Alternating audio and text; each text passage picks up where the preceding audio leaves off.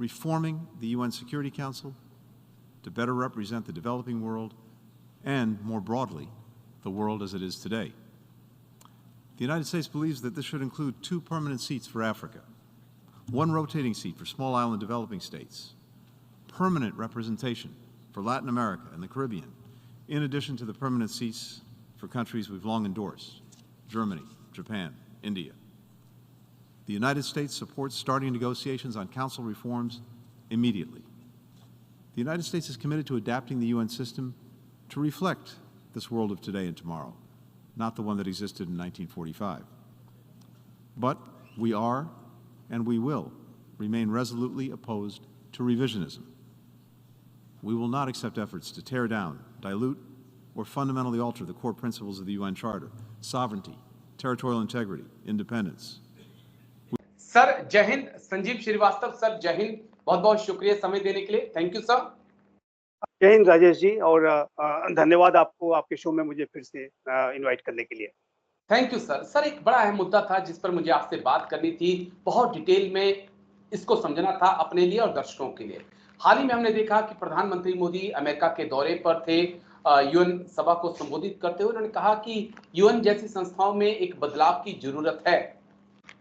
उसके बाद अमेरिका के विदेश मंत्री एंटोनी ब्लिंकन का एक बयान सामने आया जहां पर वो कहते हुए नजर आए कि वो बदलाव के लिए तैयार हैं। वो भी चाहते हैं कि भारत, जापान, जर्मनी जैसे देश जो है यूएनएससी का सदस्य बने, लेकिन वो कहते हैं कि वो मूलभूत ढांचे में अमेरिका कभी परिवर्तन नहीं होने देगा। यानी कि आप यूएनएससी के मेंबर तो बन सकते हैं, लेकिन क्या आपको वीटो पावर को लेकर एक संदेह इस बयान से झलक रहा है? कैसे आप देख रहे हैं सर ये जो बयानबाजी हो रही है यूएनएससी को लेकर? देखिए Rajesh ji, United Nations organisation को यदि अपनी प्रासंगिकता बचाए रखनी है, यदि भविष्य में अपनी भूमिकाओं को सफलतापूर्वक और ठीक तरीके से निभाना है, तो उसे रिफॉर्म्स करने होंगे। ये अनिवार्य हो गया है और ये उसकी तात्कालिक आवश्यकता है। और जाहिर है कि इसकी ये रिफॉर्म जब तक नहीं होंगे तब तक यूनाइटेड नेशन ऑर्गेनाइजेशन अपनी भूमिकाओं को ठीक तरीके से नहीं निभा सकता। अंतर्राष्ट्रीय शांति और सुरक्षा तथा विकास के जो तमाम विषय हैं जिसको कि ये अंतर्राष्ट्रीय संगठन डील करता है, उसमें वो अपनी भूमिकाओं को ठीक तरीके से नहीं निभा पा रहा है। ये बात बिल्कुल स्पष्ट है। चाहे वो वर्तमान के कॉन्फ्लिक्ट चल रहे हों, चाहे वो पिछले कई दशकों के जो कॉन्फ्लिक्ट्स रहे हों, उन सभी में यूएन अपनी भूमिकाओं को निभाने में विफल साबित हुआ है। तो ऐसे में जाहिर है कि इसमें रिफॉर्म्स की आवश्यकता है। दूसरा, हम 21वीं सदी के तीसरे दशक में हैं। पूरा अंतर्राष्ट्रीय समुदाय 21वीं सदी के तीसरे दशक में है और ये जो ऑर्गेनाइजेशन है ये 1945 में अस्तित्व में आया था और तब की जो विश्व की वास्तविकताएं हैं, जो ग्लोबल रियलिटीज हैं, वो और आज की रियलिटीज में बहुत बड़ा परिवर्तन आ चुका है। तब जाहिर है कि उस समय जो कुछ महाशक्तियां जो थीं, बड़ी महाशक्तियां जो 5 आज P5 हैं, वो अवश्य, हालांकि चाइना ने उसमें बाद में ज्वाइन किया, लेकिन आज का जो अंतर्राष्ट्रीय परिदृश्य है उसमें Bharat, Germany, Brazil, Japan, south Africa जैसे जो राष्ट्र हैं वो उभर चुके हैं और उनका पूरे विश्व की व्यवस्था को बनाने में एक अनिवार्य अपरिहार्य योगदान है और उनके बिना अंतर्राष्ट्रीय समुदाय जो है अपने किसी भी, चाहे वो शांति सुरक्षा के संबंधित विषय हो, चाहे वो विकास के संबंधित, उसको वो ठीक तरीके से एड्रेस नहीं कर सकता। लेकिन इस तरीके की जो आज की जो अंतर्राष्ट्रीय समुदाय में अंतर्राष्ट्रीय संस्था यूएन में जो आज का भी जो ढांचा है, जो आज का स्वरूप है, वो अभी भी 20वीं शताब्दी के मध्यकाल का है और इसी वजह से आप देखिए तो यूएन अपनी भूमिकाओं को नहीं निभा पा रहा है। और विशेष रूप से यदि मैं यूनाइटेड नेशन सिक्योरिटी काउंसिल की बात करूं तो ये एक अंतर्राष्ट्रीय शांति और सुरक्षा को स्थापित करने का बेहद महत्वपूर्ण जो अंतर्राष्ट्रीय एक मंच है और इसके माध्यम से ये जो सिस्टम है, इसके माध्यम से अंतर्राष्ट्रीय समुदाय अनेक विषयों को डील करता है।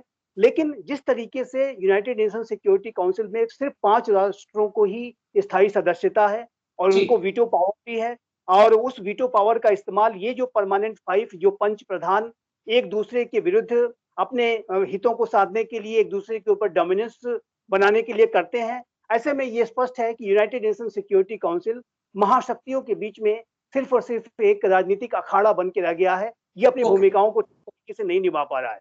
जब कोई बड़ी अंतर्राष्ट्रीय घटना होती है तो इसमें इमरजेंसी बैठकें तो अवश्य की जाती हैं, तो और अनेक बातों पर चर्चा होती है, लेकिन जब कोई एक्शन लेने की बात आती है तो ये वीटो पावर है, इसका दुरुपयोग करते हुए महाशक्तियां एक दूसरे के ऊपर वर्चस्व स्थापित करने की कोशिश करती हैं और एक दूसरे को डिफीट ठीक है। करने की कोशिश करती हैं। और जाहिर लेकिन है जो कि इसमें अमेरिका के विदेश मंत्री का एक पर्टिकुलर बयान, मैं उसको समझना चाहता हूं आपसे कि क्या एंटोनी ब्लिंकन के बयान से हम ये समझें कि अमेरिका ये तो चाहता है कि भारत यूएनएससी में आ जाए, परमानेंट मेंबर बन जाए, लेकिन वो ये भी चाहते हैं कि वीटो पावर ना मिले, ना भारत को, ना जर्मनी को, ना जापान को, ना किसी लैटिन अमेरिका के किसी देश को, अफ्रीका के किसी देश को, अगर वो शामिल होता है तो क्या इस संदर्भ में हम ले सकते हैं कि वो चाहते हैं कि वीटो पावर सिर्फ हमारे पास रहे, लेकिन यूएनएससी का विस्तार हो जाए? सर। देखिए, यूएनएससी हो चाहे यूनाइटेड नेशंस ऑर्गेनाइजेशन हो, जी। इसका विस्तार करना आज अमेरिका भी इस बात को जानता है कि अगर इस ऑर्गेनाइजेशन को बचाए रखना है तो उसका विस्तार करना अनिवार्य है। और अमेरिका भी अब इसे इसके विस्तार को लंबे समय तक नहीं टाल सकता। कोई भी महाशक्ति इसे लंबे समय तक नहीं टाल सकती। चाइना भी इसमें ज्यादा लंबे समय तक रोड़े नहीं अटका सकता, क्योंकि यदि इसमें सुधार नहीं होता है, जी। इसमें जो नए सदस्य नहीं आते हैं, तो इसका जो पूरा अस्तित्व है वो संकट में पड़ जाएगा। लेकिन अभी भी महाशक्तियों के बीच में अमेरिका में भी इस तरीके की जो सोच दिखाई देती है, इस तरीके का उनका अप्रोच दिखाई देता है कि वो अपने स्टेटस को अपने जो एक एक्सक्लूसिव जो P5 का जो क्लब है उसकी जो शक्तियां हैं, उसको जी। अभी भी वो जितना लंबे समय तक बना के रख सकते हैं वो रखना चाहते हैं। और यद्यपि कि एंटोनी ब्लिंकन ने ये कहा कि वो विस्तार चाहते हैं, वो भारत, जी। जापान, जर्मनी इत्यादि को, अफ्रीका के राष्ट्रों को, कैरिबियन आइलैंड नेशंस को वो उसमें शामिल करने देना चाहते हैं। लेकिन वो जो P5 का जो वीटो पावर है, वो जाहिर है कि वो नए मेंबर्स को वो नहीं देना चाहते, ये स्पष्ट है। अमेरिका की जो यूनाइटेड नेशंस में एम्बेसडर हैं, उन्होंने जी। तो ये साफ-साफ कहा जब इनसे सवाल किया गया कि तो उन्होंने कहा कि वीटो पावर का जो अधिकार है वो अपने पास ही 5 जो राष्ट्र हैं, जो वो P5 रख। रखना चाहेंगे, उसको नहीं देना चाहेंगे। तो ये इस बात को दिखाता है कि ये जो महाशक्तियाँ हैं P5, ये अधिक से अधिक जितना लंबे समय तक हो सके अपनी शक्तियों को एक्सक्लूसिव बना के रखना चाहती है, उसमें नए जो है शक्तियों को वो नहीं शामिल होने देना चाहते। तो ये उनका जो अप्रोच है, जो एक जी। रेग्रेसिव अप्रोच मैं कहूँगा, जो अधिक से वो अधिक अपने आप को डोमिनेट करके रखने का जो अप्रोच है, वो अमेरिका में जी, भी दिखाई वो देता है। गलत है, गलत है। और मैं बस एक पॉइंट आपसे और समझना चाहूँगा कि क्या अगर वाक़ई में अमेरिका तैयार हो जाता है, ब्रिटेन तैयार हो जाता है, फ्रांस तैयार हो जाता है, जर्मनी तैयार, माफ़ करिए, चीन तैयार होगा भारत और जापान के लिए? क्योंकि यूएनएससी में अगर आपको परमानेंट मेंबर बनना है तो मेरे ख़्याल से सबकी सहमति आपको चाहिए होगी पाँचों देशों की। देखिए राजेश जी, चाइना के संदर्भ में मैं सिर्फ एक ही दृष्टांत दूँगा। चाइना ने यूनाइटेड नेशंस सिक्योरिटी काउंसिल में पाकिस्तान में अनेक ऐसे जो आतंकी वहाँ पर शरण लिए हुए हैं, उनको जी। बचाने के लिए अपना टेक्निकल होल्ड बार-बार लगाया। आपने देखा कि किस तरीके से चाइना मसूद अज़हर को, अन्य आतंकियों को बचाने की कोशिश करता था। उसने एक बार लगाया, 2 टेक्निकल होल्ड लगाया, तीसरा, चौथा लगाया, 5वीं बार उसको इग्नोर नहीं कर पाया। क्योंकि यदि जब चाइना को ऐसा लगने लगा कि यदि वो अब ज्यादा टेक्निकल होल्ड इससे ज्यादा अगर लगाता है तो चाइना की इमेज पर सवाल खड़े हो जाएंगे कि क्या चाइना आतंकियों के साथ काम करेगा, क्या जी। चाइना आतंकियों को डिफेंड करने का काम करेगा। चाइना की अपनी इमेज जब प्रभावित होनी शुरू हो गई तो चाइना ने वो टेक्निकल होल्ड हटा लिया और फिर 2000 का जो ग्लोबल डेजिग्नेशन हो गया। उसी तरीके से जैसा कि मैंने कहा कि यूनाइटेड नेशंस ऑर्गेनाइजेशन अपने अस्तित्व को उसको यदि बचाए रखना है, कहीं उसका ऐसा ना हो कि उसका भी लीग ऑफ नेशंस जैसा हश्र हो जाए। जी। आप जानते हैं कि एक पहले भी प्रथम विश्व युद्ध के बाद लीग ऑफ नेशंस बनाया गया था, लेकिन वो कोलैप्स कर गया और अपने अंतर्निहित कॉन्ट्रडिक्शंस की वजह से वो कोलैप्स उसने वो कर गया। उसी तरीके से यूनाइटेड नेशंस ऑर्गेनाइजेशन का भी हश्र हो सकता है, ये महाशक्तियां जानती हैं। यदि ये ओके।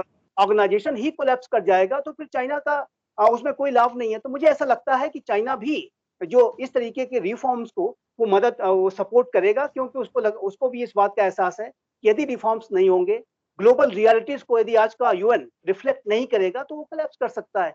और बिल्कुल। देखिए ऐसे में चाइना के बाद भी कोई ऑप्शन नहीं होगा कि वो ओके। भारत की सत्ता को भी उसमें अनुमति दे उसकी। चलिए, और ऐसी हम उम्मीद करेंगे, लेकिन जिस प्रकार से भारत और चाइना, भारत चाइना और जापान के रिलेशंस है, उसमें ऐसा लगता है कि चाइना शायद कभी ही सहमत हो कि भारत और जापान यूएनएससी में आए।